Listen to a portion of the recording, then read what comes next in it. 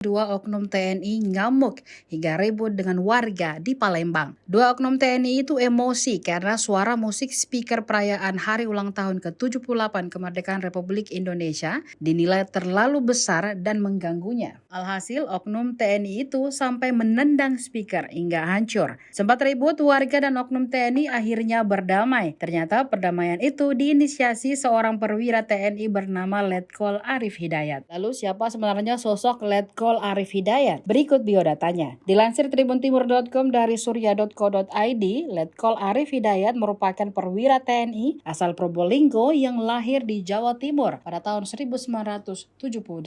Dirinya merupakan alumni Akmil tahun 2000. Ia punya sederet prestasi cemerlang sebelum akhirnya menjabat Komandan Kodim 0418 Palembang. Letkol Arif sebelumnya menjabat sebagai Komandan Kodim Aceh Jaya sejak tahun 2019.